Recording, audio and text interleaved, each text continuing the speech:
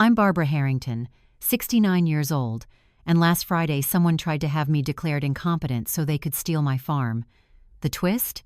It was my own children. Let me back up.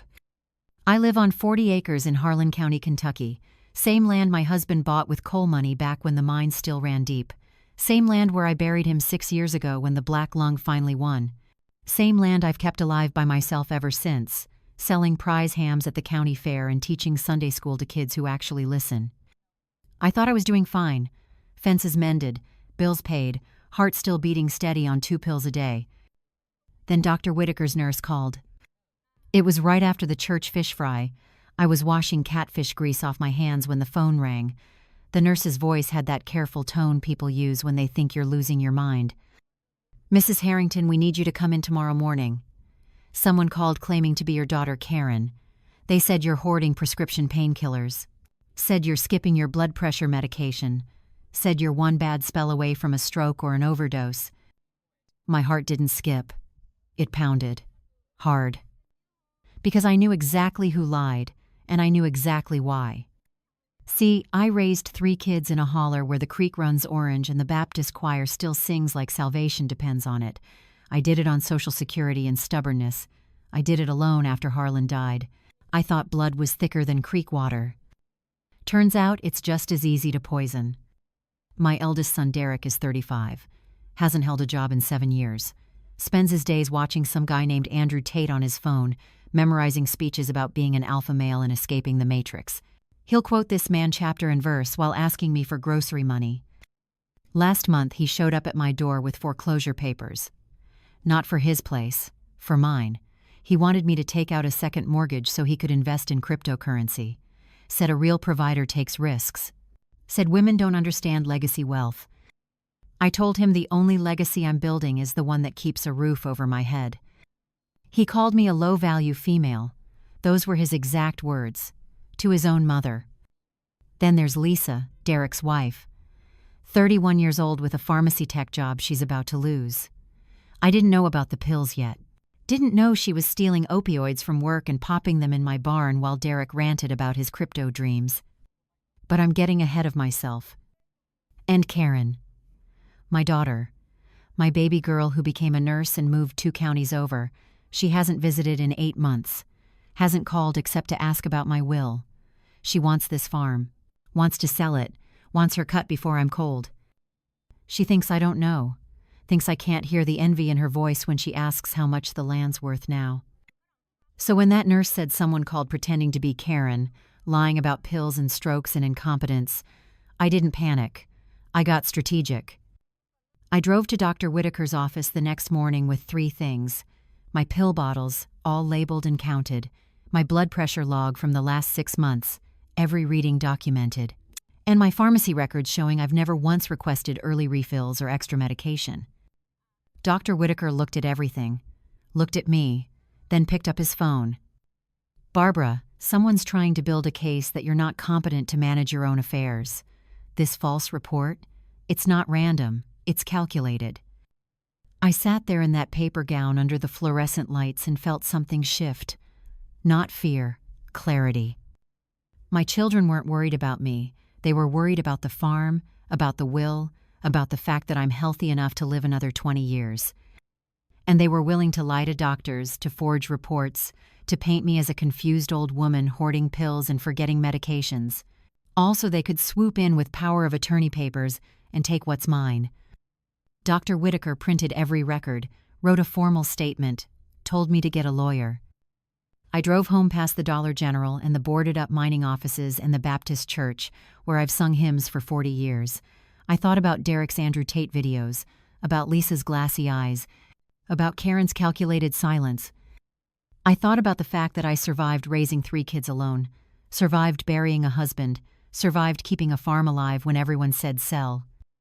And I decided I wasn't about to let my own blood bury me before I'm in the ground. That night I started digging, not in the dirt, in the digital trail. Phone records, text messages, bank statements. Every piece of evidence that would show exactly what they'd been planning. What I found made my hands shake. But not from fear, from rage. Because it wasn't just one of them.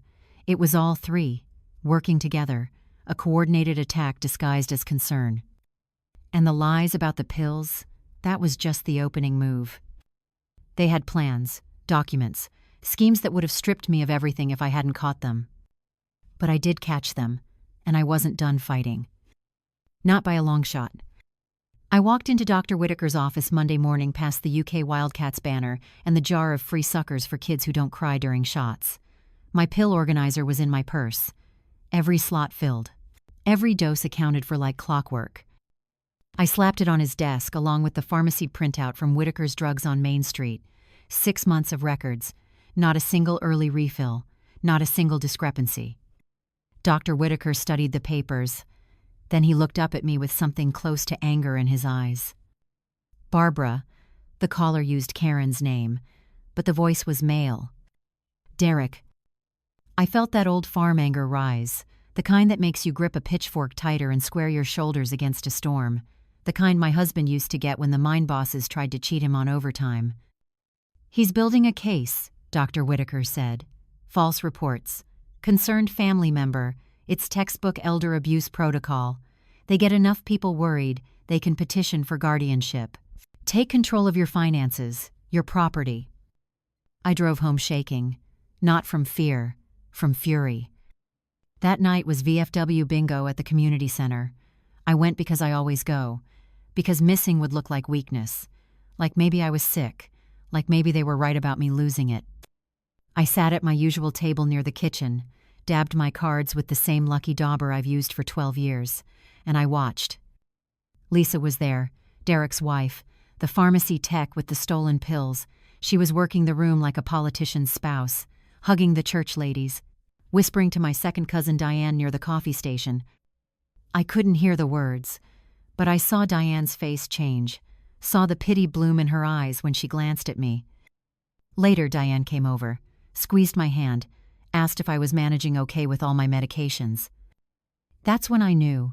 Lisa was spreading it, planting seeds, making people worry, building the narrative that poor Barbara Harrington was slipping, forgetting things, getting confused. I smiled, told Diane I was fine, won $50 on the coverall game and bought a round of coffee for my table. Then I went home and opened Derek's TikTok account. He'd been live streaming that afternoon, sitting in my barn, on my property, talking to the camera like some kind of prophet. Old hen's gotta learn the Matrix owns the coop, he said. You can't fight the system by clinging to dirt that's not producing. That's low-value thinking. That's why they stay broke and bitter. He had 47 viewers, most of them probably bots, but he kept going. My mom's generation doesn't understand. They think owning land makes you rich. But if that land's not generating passive income, it's just a liability. It's a cage. And sometimes you gotta free people from their cages whether they want it or not. I watched that video 3 times, screenshotted every frame, saved it to a folder on my desktop labeled evidence. Because Derek wasn't just spouting nonsense. He was confessing, admitting his plan, justifying it to strangers on the internet because he genuinely believed he was right. The next morning I called my lawyer, Ed Morrison. Same man who handled Harlan's will. Same man who's known me since I was 23 years old and working the register at the Piggly Wiggly. I told him everything. The doctor's call, the false report, Derek's video, Lisa's whisper campaign. Ed was quiet for a long time. Then he said, Barbara, we need to act fast. If they file for emergency guardianship, you'll be fighting from defense. We need to get ahead of this. He told me to gather everything. Bank statements, medical records, text messages, anything that showed I was competent and they were scheming. So I dug. I found Derek's bank statements in the desk he left at my house when he moved out the 3rd time. Gambling debts, thousands of dollars, payments to something called Hustlers University, monthly fees to access Andrew Tate's courses on becoming a high-value man. I found Lisa's employee file. She'd left it in the guest room after Christmas. Warning letters from her supervisor, missing inventory, controlled substances. And then I found Karen's texts. She'd sent them to Derek. I found them on Derek's old iPad that he'd forgotten under my couch, the one he used before he upgraded and never came back for. The messages made my stomach turn. Is she showing signs yet? Karen wrote. Forgetfulness? Confusion? We need documentation. Working on it, Derek replied. Lisa's planting seeds at church. I'm building the TikTok evidence of her being unstable. Good. The sooner she declines, the sooner we can move. I'm not waiting another 20 years for my inheritance. Decades of favoring Derek over me. Time for the golden child to pay me back. I sat there on my couch reading my daughter's words. My baby girl, the one I put through nursing school, the one I believed was just busy with work and life. She wasn't busy, she was waiting for me to fail, hoping for it, planning around it. But the worst text came 3 messages later. What if we speed things up, make her think she's forgetting, switch her pills, create confusion? Derek's response, too risky. Stick to the doctor reports, false concerns, build the case legally, then we petition. They weren't just stealing, they were plotting, coordinating, using professional language like they'd researched this. And they had. I found the Google searches on that same iPad. How to prove elderly parent incompetent. Power of attorney without consent. Selling inherited property quickly. My children weren't worried about me. They were studying me, planning my downfall like it was a business strategy. I printed everything. Every text, every search, every bank statement showing Derek's debts and Lisa's pharmacy warnings. Then I called Ed Morrison back. I've got it all, I said. Every piece. They handed me the rope. Good, Ed said, because now we hang them with it. But I wasn't ready to move yet, because there was one more thing I needed to know. Where was the money going? Derek's gambling debts were too big, too organized. And that's when I found out about the mob. Derek's bank statements told a story, but it was his text messages that revealed the real plot. I found them on that old iPad, messages to a number with a Louisville area code. No name, just demands. Need 2 more weeks. I've got collateral. Family farm. 40 acres. Clean title. The response was ice cold. 2 weeks, then we visit Kentucky. You know what happens. Derek had borrowed from someone dangerous, someone who didn't care about cryptocurrency dreams or alpha male podcasts, someone who wanted cash or blood. And he'd promised them my farm. That's when I understood the urgency, the false medical reports, the rush to declare me incompetent. Derek wasn't just greedy, he was desperate. He was going to steal my land to save his own skin. I sat in my kitchen that night staring at those messages. The same kitchen where I'd raised 3 kids on hamburger helper and prayer. The same table where we'd done homework and said grace. And I made a decision. I was going to play the dumbest Kentucky grandma these vultures had ever seen. Let them think they were winning. Let them get comfortable. Let them confess everything while I recorded every word. I called Derek the next morning. Kept my voice shaky. Confused. Honey, I've been thinking about what you said. About the farm being a liability. About me getting older. Maybe you're right. Maybe I should sign those papers. I could hear the excitement in his voice. The greed. That's smart thinking, Mom. Real smart. I'll come by Friday. Bring the documents. We'll get it all handled. Friday. 3 days to prepare. I went to Walmart in Middlesboro. Bought a nanny cam shaped like a phone charger. The kind that records everything and uploads to the cloud.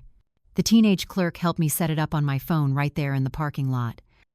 Then I stopped at the Piggly Wiggly, bought ingredients for Derek's favorite chess pie, the one I used to make for his birthday. Sugar, butter, eggs, cornmeal, the works. When Friday came, I was ready. I put that nanny cam in my ceramic rooster on the kitchen windowsill, the rooster my husband brought home from the county fair in 1987, the one that had watched me raise babies and bury dreams and keep fighting. Now it would watch my children confess. Derek arrived first. Lisa came with him. She looked terrible. Glassy eyes, jittery hands. The pills were eating her alive and she didn't even know it. I served them chess pie, poured coffee, played the confused old woman perfectly. Now, Derek, these papers. You'll explain them real simple, right? I get mixed up with the legal words. Derek grinned, that same smile he'd had as a boy when he thought he was getting away with something. Don't worry, Mom. Just sign where I marked. Then you don't have to worry about property taxes or maintenance or any of it. I'll handle everything. And I can still live here? Sure, for now. For now. Those words hung in the air like smoke. Lisa got up, walked to the bathroom. I heard the medicine cabinet open, then close. When she came back, her movements were slower, heavier. She'd found my old prescription bottles in there, the expired ones I kept meaning to throw away. She thought I wouldn't notice. But the rooster saw everything. Later that afternoon after they left, Karen showed up. Unexpected, unannounced. She walked through my house like she was measuring for furniture, touched the mantel, studied the deed hanging in my office. "You haven't signed anything yet, have you?" she asked. "Derek's bringing papers next week. He says it's for the best." Karen's face went cold, calculated. "Mom, if you sign over power of attorney to Derek, I'll contest it. I'm your daughter. I should be the one making medical decisions, handling your affairs." "I thought you said I was fine, that I didn't need help." "That was before. Things change. You're forgetting things. Everyone's noticed." She was trying to outmaneuver Derek, take control herself. They weren't working together anymore. They were competing. After Karen left, I sat down and watched the nanny cam footage. What I saw made my blood freeze.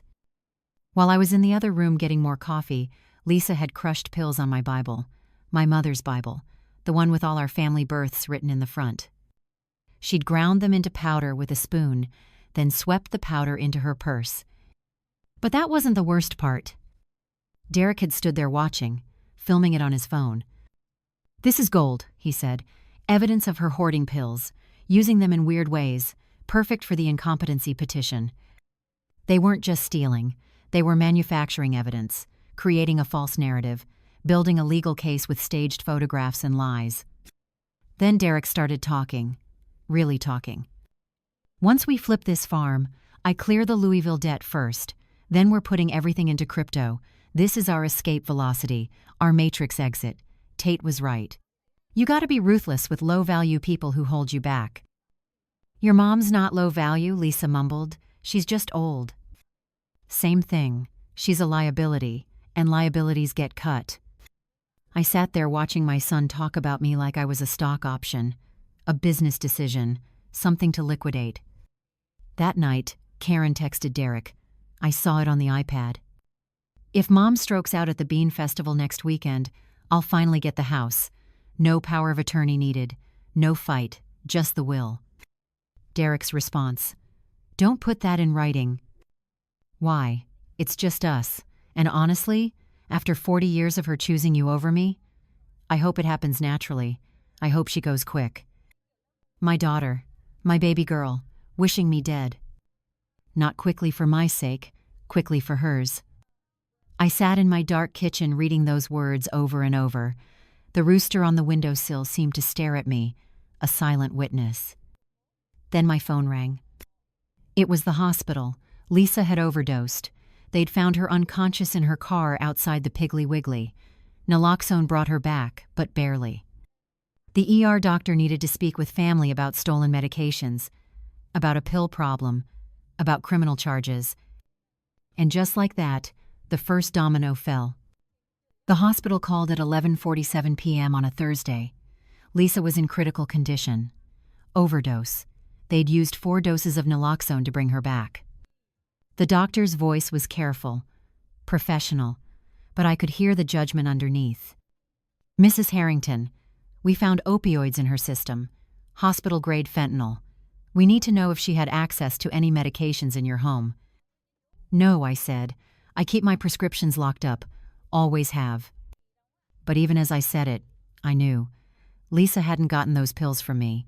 She'd gotten them from work, from the hospital where she was supposed to be helping people. I drove to the hospital in my nightgown and Harlan's old jacket. Found Derek in the waiting room, face in his hands, looking smaller than I'd seen him in years. "They're saying she stole from the pharmacy," he said. "They're saying criminal charges. They're saying prison." For one moment, I almost felt sorry for him. Almost. Then he looked up at me with those same calculating eyes. "Mom, we need to talk. About the farm. About getting me liquid fast. Lisa's gonna need a good lawyer. Even then, even with his wife dying in the next room, he was still scheming. I didn't answer. Just walked past him to see Lisa. She looked like a corpse, tubes everywhere, machines beeping. The nurse said she'd coded twice, said another 10 minutes and she'd have been gone. I stood there looking at this woman my son had married, this girl who'd crushed pills on my mother's Bible, who'd whispered poison about me to church ladies. And I felt nothing. 2 days later, Lisa was stable enough to talk to police. I wasn't there, but Derek told me she'd confessed everything. The theft, the pills, the months of stealing from the pharmacy to feed her addiction. But she didn't confess alone. She told them Karen had been supplying her, my daughter, the nurse, the one with access to hospital medications, the one who'd been stealing fentanyl patches and passing them to Lisa for months. Sisters-in-law in crime. The sheriff called me that afternoon, asked if I knew anything about controlled substances in my home, asked if I'd noticed Karen or Lisa acting strangely. "Sheriff," I said, "I've got something you need to see."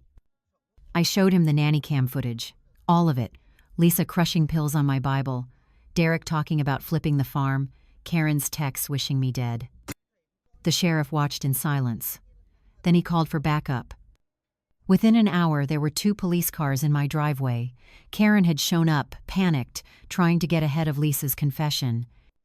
She walked into my kitchen looking like she'd been crying for days, mascara streaked, hair unwashed. "Mom, Lisa's lying.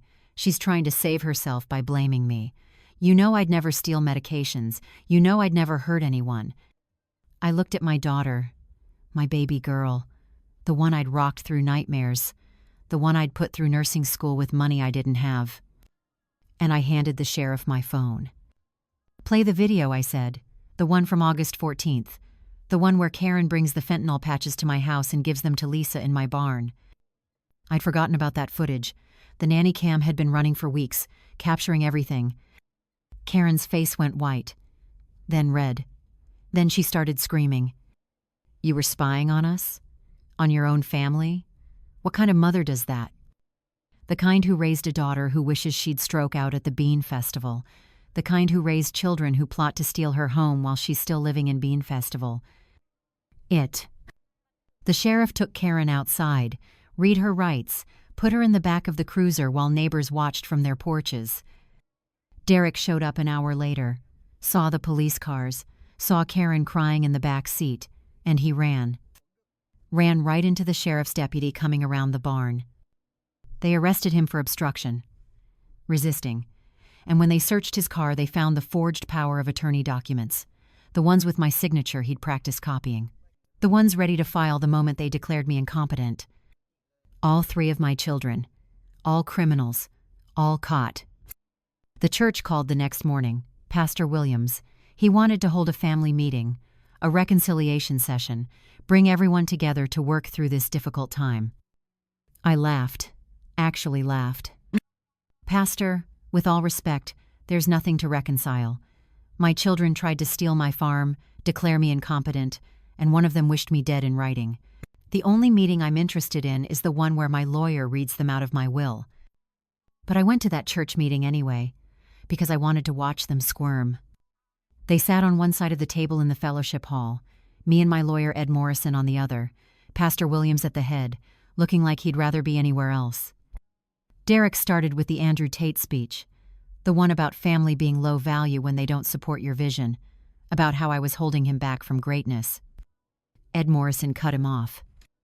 "Your mother isn't here to debate your podcast philosophies, Derek. She's here to inform you that she's pressing charges, elder abuse, fraud, conspiracy, and she's removing all 3 of you from her will." Karen tried the tears, the apology, the "I was just scared and made bad choices" routine. Ed slid the printed texts across the table, the ones about hoping for my natural decline. "These aren't bad choices, Karen. This is premeditated malice." Lisa wasn't there. She was in rehab, court-ordered, facing felony charges for theft of controlled substances. The meeting lasted 20 minutes, ended with Derek screaming threats, security escorting him out, Karen sobbing into her hands. And me, walking out of that church into bright Kentucky sunshine, feeling lighter than I had in years. Because I'd won. Not by being ruthless, not by becoming like them. By being smarter. By documenting everything. By refusing to be the victim they needed me to be. The Louisville mob Derek owed money to? They showed up 3 days later, found out the farm wasn't his to promise, left him with broken ribs and a warning. He was arrested a week later for making terroristic threats against me, violated his restraining order, called from a blocked number saying he'd burn the farm down before he let me win. I recorded that call too. They came on a Saturday morning, 3 trucks rolling up my gravel drive kicking dust into the August heat. Derek was in the lead truck. 2 men I'd never seen before were with him, younger guys with tribal tattoos and gym muscles, the kind who record everything for social media. I was on my porch, Harlan's old 12-gauge across my lap, the new will sitting on the table beside my sweet tea. I'd rewritten that will 3 days ago. Ed Morrison made it ironclad, notarized, filed with the county clerk. Everything goes to Eli, Lisa's 6-year-old son, my grandson, the only one in this whole rotten family who still calls me Mama and means it with love. Derek got out of the truck. His 2 friends flanked him like bodyguards. One of them had his phone out, recording. "Mom," Derek said, "we need to talk. Man to woman, provider to dependent." I didn't move, didn't speak, just let him come closer. "This has gone too far. You've been poisoned by lawyers and feminism and low-value thinking, but I'm still your son, I'm still the man of this family. And it's time you submitted to the natural hierarchy." He'd been watching those videos again, practicing this speech, probably rehearsed it in the mirror. His friends nodded along like disciples. "The patriarch makes the decisions," Derek continued. "That's how nature works. That's how strong families work. You don't have the capacity to manage this property anymore. So I'm taking control. Today. Right now." "Are you finished?" I asked. That threw him off. He'd expected tears, confusion, fear. "Mom, I'm trying to be respectful here. I'm trying to handle this the right way. But if you force me to go legal, I will. I've got documentation, medical reports, witnesses who'll testify you're incompetent." "You mean the false report you called into Dr. Whitaker's office? The one where you pretended to be Karen?" His face changed, hardened. "I'm giving you one chance. Sign the property over. Let me handle the sale. Take your cut and go live in a nice assisted living place where you'll be safe." "I am safe. Right here, on my land." "You're not listening." Derek's voice got louder. "This isn't a negotiation. I'm not asking. I'm telling you how this is going to go." He started up the porch steps. I stood up, pointed the 12-gauge at the dirt between us. "Stop right there." He froze. His friends backed up. "Mom, what are you doing?"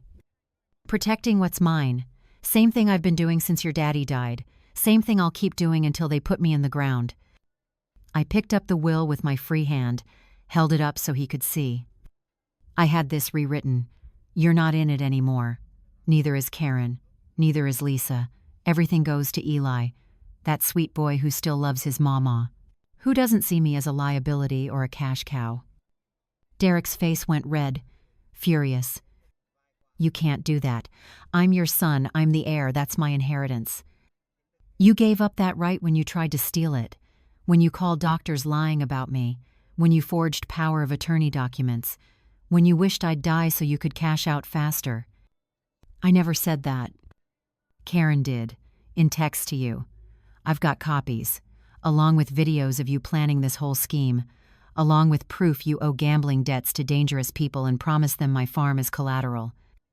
One of his friends started backing toward the trucks. The other one kept filming. Derek's eyes went wild, desperate. "You ruined everything. You and your stubbornness. All I needed was for you to cooperate, to be reasonable, to let me be the man. You want to be a man? Get a job. Pay your debts. Stop watching videos about the Matrix and start living in the real world." He lunged. Came at me fast with his hands out like he was going to grab the shotgun. I fired into the dirt, 6 inches from his boots. The blast echoed across the hollow. Birds scattered from the trees. Derek hit the porch floor. His friends ran for the trucks, and sirens started wailing up the road. I'd called Sheriff Morrison before Derek even arrived, told him I had a credible threat, told him to come quick and come ready. 2 police cruisers came screaming into my driveway, 4 deputies, guns drawn. "Barbara, you okay?" Sheriff Morrison yelled. "I'm fine, but Derek here just attempted assault and violated his restraining order." They pulled Derek up off the porch, started reading him his rights. Then a 3rd car arrived. Not Sheriff's Department, Kentucky State Police. The trooper walked straight to Derek, pulled out his own set of handcuffs. "Derek Harrington, you're under arrest for multiple outstanding warrants, gambling debts, threats made against Michael Chen of Lexington." "Who?" I asked. "The bookie your son owes $43,000 to. Mr. Chen's been cooperating with our investigation into illegal gambling operations. Your son's threats against him and against you were very helpful to our case." Derek tried to pull away, started yelling about his rights, about the system being rigged, about how alpha males always get targeted. The trooper wasn't impressed. They put him in the back of the state police car. His 2 friends were detained for questioning. Their phones were seized as evidence. Sheriff Morrison came up on my porch, looked at the shotgun, at me, at the will still sitting on the table. "You did good, Barbara. Kept your head, protected yourself, did everything right." "I just did what needed doing." "That boy's looking at serious time. The bookie charges alone will put him away. Add in the elder abuse, the fraud, the restraining order violations. He's done." I sat back down in my chair, suddenly exhausted. "What about Karen and Lisa?" "Lisa's in court-mandated rehab. Lost her pharmacy license. Facing felony theft charges. Karen's fighting to keep her nursing license, but the board's reviewing her case. She's looking at suspension at minimum. 3 children, all destroyed, all by their own hands." The Bourbon Festival came 2 weeks later, same as it does every September. Craft booths and live music and the smell of barbecue smoke drifting through downtown. I almost didn't go. After everything that had happened, the thought of facing the whole county felt exhausting. But Ed Morrison convinced me. "Barbara, you walk through that festival with your head high. You show everyone you're fine. You take back your reputation. Don't let them win by hiding." So I went, wore my good church dress, put on the pearl earrings Harlan gave me for our 25th anniversary, walked Main Street like I owned it.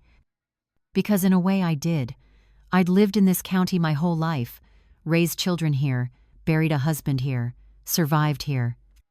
The Lions Club had their booth set up near the courthouse, same spot every year, selling raffle tickets for the Christmas basket. That's where I saw Karen.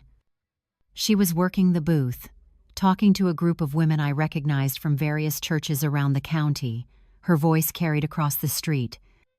"I'm just worried about her safety.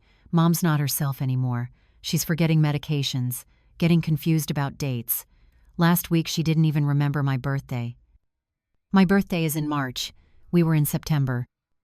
One of the women looked concerned. "Should someone check on her? Does she need help?"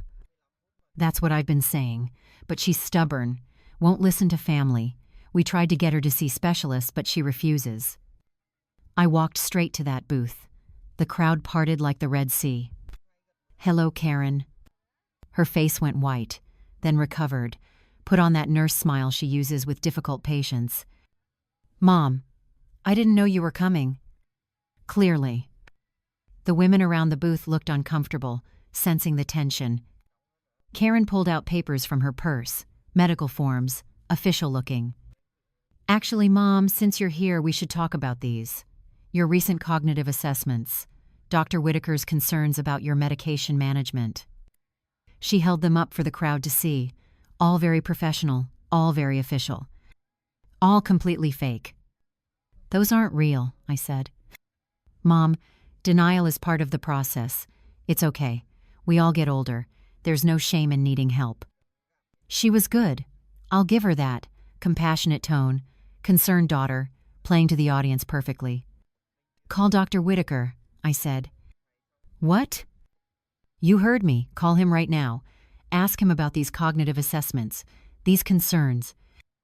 Mom, we don't need to make a scene. Oh, we absolutely need to make a scene, because you're standing here in front of God and everyone's spreading lies about my health, about my mental state, using fake medical documents. I pulled out my phone, found Dr. Whitaker's number, hit speaker. He answered on the second ring. Barbara? Everything okay? Dr. Whitaker, I'm at the Bourbon Festival. My daughter Karen is here telling people you have concerns about my cognitive function, that you've done recent assessments showing decline, that I'm refusing treatment. Is any of that true? The silence on the other end was loud. Then Dr. Whitaker's voice came through clear and sharp. Barbara Harrington is one of the most competent mentally acute patients I have. I've never ordered cognitive assessments. I've never expressed concerns about her medication management. In fact, she's a model patient, takes her medications exactly as prescribed, keeps perfect records. The crowd around the booth had grown, 20 people now, then 30.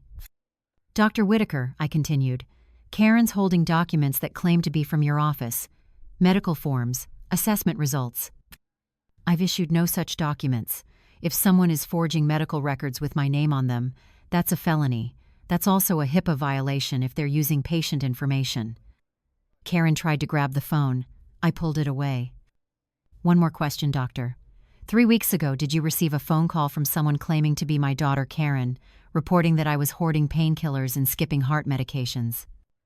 Yes, but the voice was male. I reported it to you immediately as a potential case of elder abuse. I hung up, looked at Karen.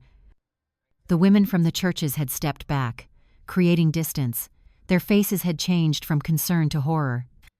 You forged medical documents, I said. You made false reports. You violated doctor-patient confidentiality. You tried to destroy my reputation to steal my property. Mom, you don't understand. I was trying to help. Help yourself. Help yourself to my farm, to my land, to money you didn't earn. Diane stepped forward. My second cousin, the one Lisa had whispered to at bingo. Barbara, I'm so sorry. Lisa told me you were struggling. I believed her. I'm sorry. Then Margaret from First Baptist. Karen came to Our Lady's Auxiliary, said you needed intervention. We almost organized a wellness check. One by one, the women Karen had been poisoning with lies stepped forward, apologizing, seeing the truth. And the church ladies I'd known for 50 years formed a wall around me. Physical protection, public support. Barbara Harrington is sound as a dollar, declared Eunice Thompson, 84 years old and meaner than a snake when provoked. Anyone who says different is lying. Karen grabbed the fake medical forms, tried to leave. But Sheriff Morrison was there. He'd been watching from across the street. Karen Harrington? I need to see those documents. She tried to run. Actually ran, through the festival, past the bourbon tasting tent, toward the parking lot. 2 deputies cut her off.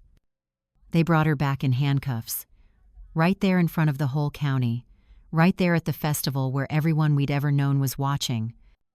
She screamed at me, called me names, said I'd destroyed her life, said I'd always loved Derek more, said she deserved that farm. And I stood there silent, let her self-destruct. Let everyone see who she really was. My phone rang 4 hours later. It was Karen's supervisor at the hospital. Mrs. Harrington, I wanted to inform you directly. Karen's been terminated, effective immediately. The medical board has been notified. She'll likely lose her nursing license. What was the cause?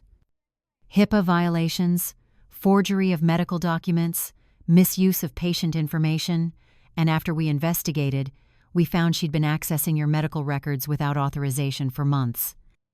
My daughter, the nurse, fired, license suspended, career destroyed. All because she wanted my land more than she wanted integrity. Court day arrived on a Tuesday in October. The leaves were turning copper and gold. The air smelled like wood smoke in coming winter. I wore my Sunday best, navy dress, pearls, Harlan's wedding ring on a chain around my neck, and I brought Eli, my 6-year-old grandson, Lisa's boy, the only pure thing to come out of this whole mess. He sat on my lap in the courtroom, played with a toy truck while lawyers argued over whether his mama was competent enough to manage her own life. The hearing was supposed to be about my mental fitness, whether I needed a guardian, whether my children should control my property. It became something else entirely. Ed Morrison stood up first, introduced himself as my attorney, then introduced the evidence. Your Honor, what we have here isn't a competency case. It's an attempted theft disguised as concern. I'd like to submit Exhibit A video footage from Mrs. Harrington's home security system. The judge, a woman named Patricia Combs who'd gone to high school with Harlan, leaned forward. They played the nanny cam footage on a screen. The whole courtroom watched Derek talk about flipping my farm for crypto gains, watched Lisa crush pills on my Bible, heard every word of their scheme. Then came the texts, Karen's messages about hoping for my natural decline, about finally getting the house when I stroked out. Judge Combs's face got harder with each piece of evidence. Derek's lawyer tried to object, tried to argue the videos were obtained illegally, that I'd invaded their privacy. Privacy? Judge Combs said. In the plaintiff's own home? On the plaintiff's own property? Overruled. Then came Dr. Whitaker's testimony. He explained the false medical report, the fake pharmacy concerns, the manufactured evidence of incompetence. In 30 years of practice, Dr. Whitaker said, I've never seen a more coordinated attempt at elder abuse. Barbara Harrington is as sharp as anyone half her age, sharper than most. The sheriff testified about the threats, the restraining order violations, Derek's assault on my property. The hospital administrator testified about Lisa's theft, about Karen's HIPAA violations and forgery. By the time Ed Morrison rested our case, Derek's lawyer looked like he wanted to quit. Judge Combs called a short recess. Eli and I went to the bathroom, got a drink of water from the fountain. He asked me if he could have ice cream after. Baby, after this, you can have whatever you want. When we came back, the judge was ready. I've reviewed all the evidence. I've listened to testimony from medical professionals, law enforcement, and character witnesses, and I'm ready to make my ruling. The courtroom went silent. Eli played with his truck on my lap, making quiet engine noises. This court finds that Barbara Jean Harrington is fully competent, mentally sound, capable of managing her own affairs. Not only that, she's demonstrated better judgment and planning than most people I see in this courtroom. Relief hit me like a wave. Furthermore, this court finds that the petition for guardianship was filed in bad faith, that it was part of a coordinated scheme to defraud Mrs. Harrington of her property. That scheme included false medical reports, forged documents, and ultimately threats of violence.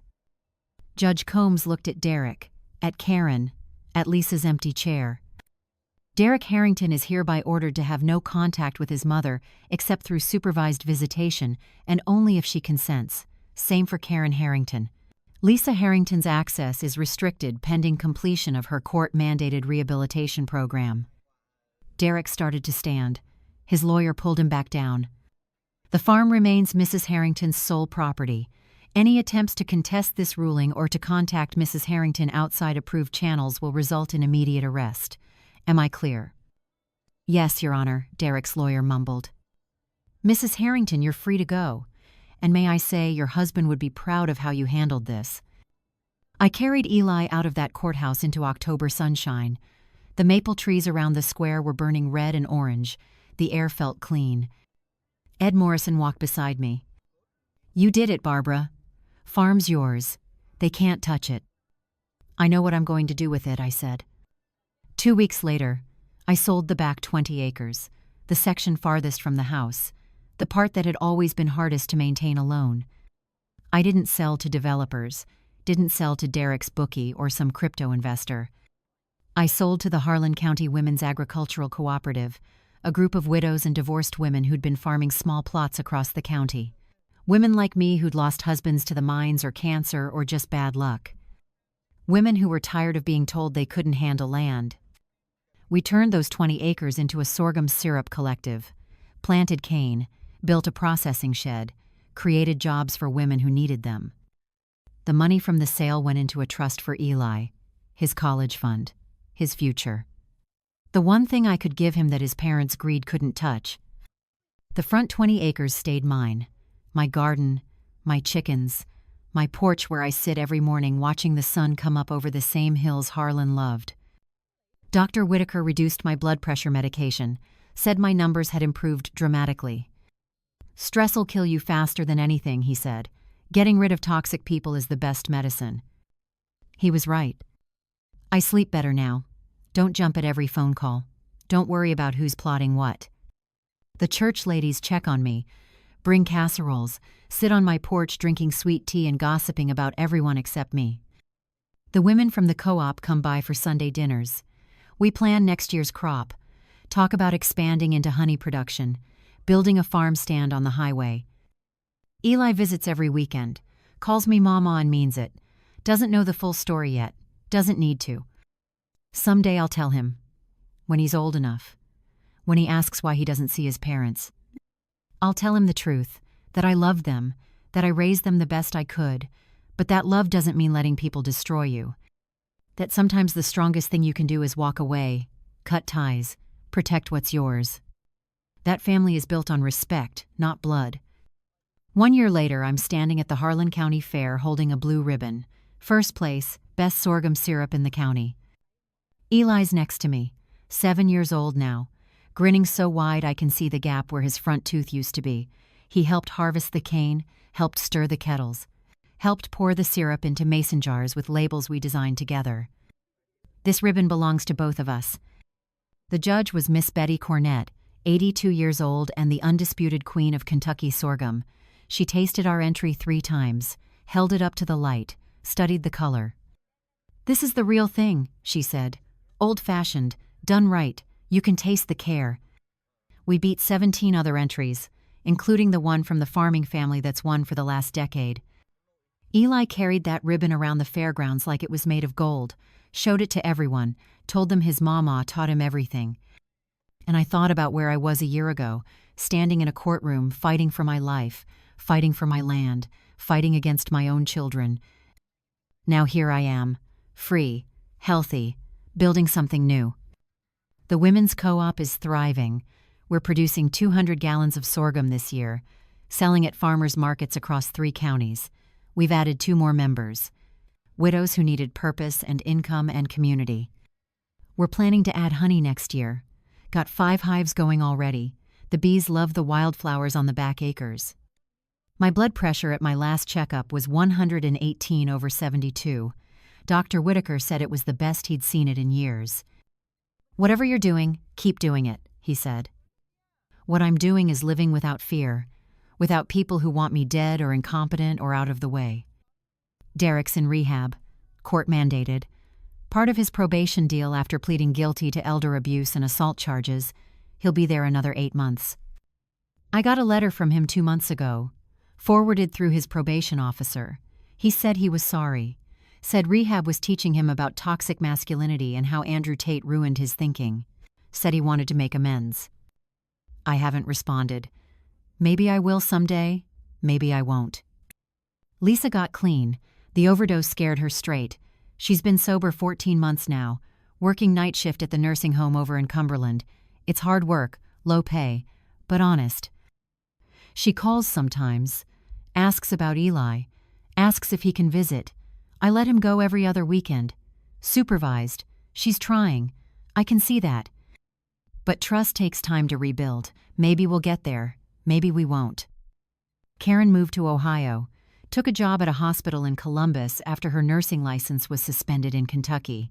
She's eligible to reapply in 2 years if she completes ethics courses and passes a competency review. She's blocked on my flip phone. Her choice. She called once from an Ohio number 6 months ago. Started with accusations, with blame, with how I destroyed her life. I hung up. Haven't heard from her since. Some people never learn, never take responsibility, never see their own role in the destruction. That's okay. I can't fix them, can't make them better, can only protect myself and Eli and the life we're building.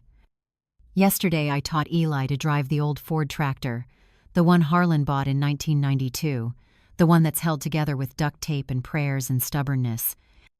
Eli's legs barely reach the pedals, but he's fearless, steers that tractor through the field like he was born to it. "Mama, when I grow up, "Can I run the farm?" he asked. "Baby, if you want it, it's yours. But you don't have to decide now. You got time." "I want it," he said. "I want to make sorghum and honey and teach people stuff like you teach me." My heart about burst. This is what I was protecting. Not just land, not just property, but legacy, future, the chance to build something good from something painful. We finished the tractor lesson and went inside for lemonade. I've got a new sign hanging in my kitchen, hand-painted by one of the co-op ladies. It says, "I'm not fragile, sugar. I'm Kentucky steel." Half scripture, half Dolly Parton, all truth. Because I am steel, forged in coal dust and hard years, tempered by betrayal, sharpened by survival. I survived raising 3 kids alone, survived burying a husband, survived my own children trying to bury me. And I'm still here, still standing, still building. The farm is quiet now, peaceful. No more screaming matches, no more schemes, no more lies. Just me and Eli and the chickens and the land that's been in this family for 40 years. Just the women from the co-op coming by on Thursdays to plan next season's crops. Just church on Sundays and the Baptist choir singing hymns that still sound like home. I sleep through the night now, wake up to sunrises instead of phone calls, spend my days doing work that matters instead of fighting wars in my own kitchen. Dr. Whitaker was right. Getting rid of toxic people is the best medicine. Even when those people are your own blood. Especially when those people are your own blood. Because family isn't just who you're born to, it's who shows up, who stays, who loves you, without trying to use you. My real family is the church ladies who formed a wall around me at the Bourbon Festival, the co-op women who trusted me with their futures, Ed Morrison who fought for me in court, Dr.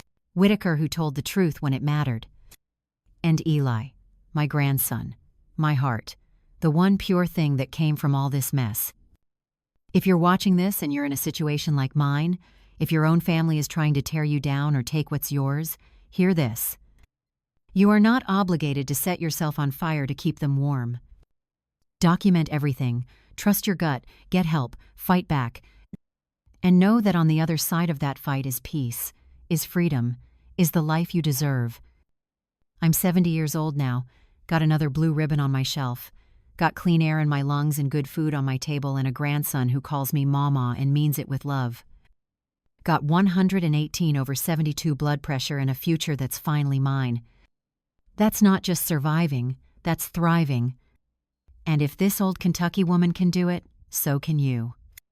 The sun sets over the Kentucky hills in shades of copper and gold, the kind of sunset Harlan used to watch from this same porch, the kind that makes you believe in something bigger than yourself.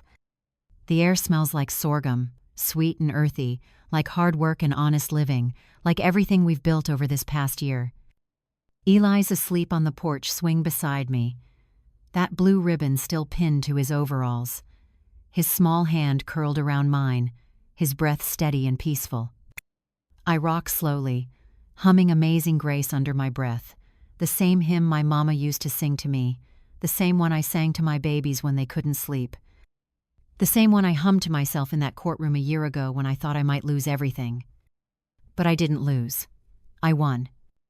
Not because I was meaner or tougher or more ruthless than them, but because I was smarter, because I documented, because I refused to be the victim they needed me to be. The farm is smaller now. 20 acres sold, 20 acres turned into something good, a women's co-op that employs 5 widows and produces the best sorghum in the county. But the front 20 acres are still mine, still Eli's, still the land Harlan died believing in. The house is quieter without the chaos, without Derek's schemes and Lisa's lies and Karen's cold calculations. Some people might say it's sad, that I lost my children, that family should forgive and forget.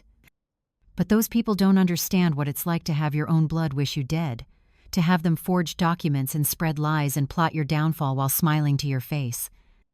Forgiveness doesn't mean letting poison back into your well. It means releasing the bitterness so it doesn't consume you. It means choosing peace over revenge. It means protecting what's precious and letting go of what's toxic. I've done that. Released them, not with anger, with clarity. Maybe Derek will finish rehab and become someone worth knowing. Maybe Lisa will stay clean and rebuild her life. Maybe Karen will look in the mirror one day and see her own role in the destruction. Maybe. Maybe not. Either way, it's not my burden anymore.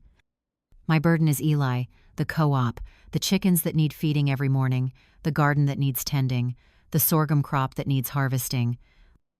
These are good burdens, chosen burdens, the kind that make life meaningful instead of miserable.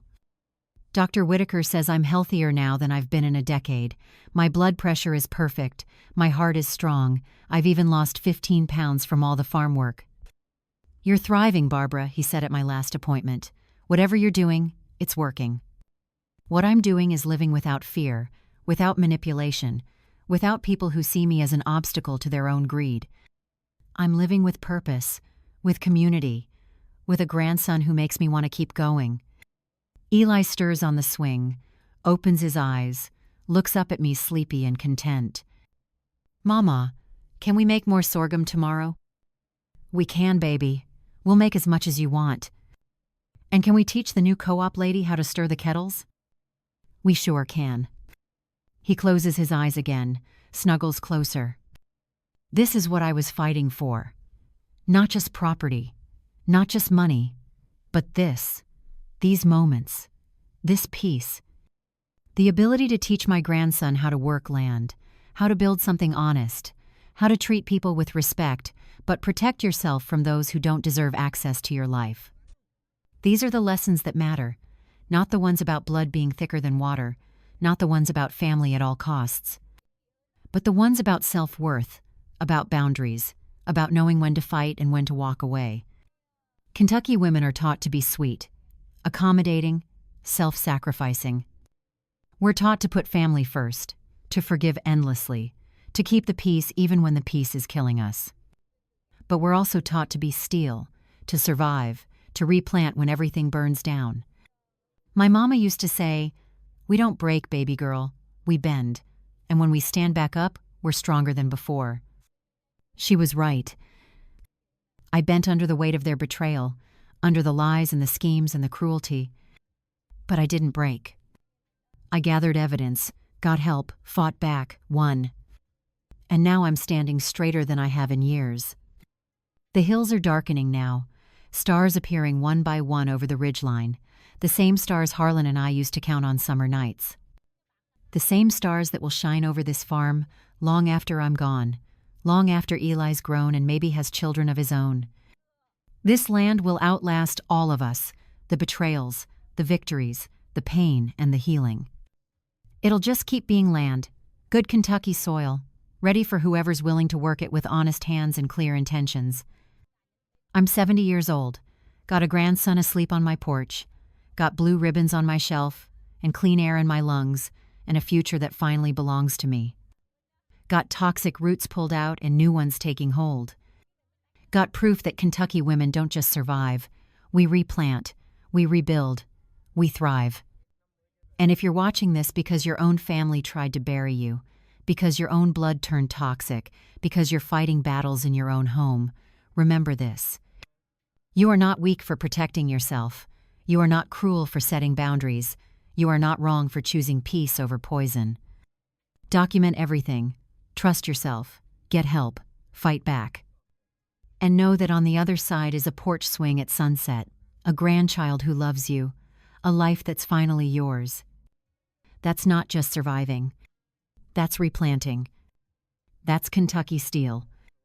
If this story spoke to you, if you've ever had to choose yourself over toxic family, or if you know someone fighting this fight right now, share this video. Let them know they're not alone. Let them know there's hope on the other side.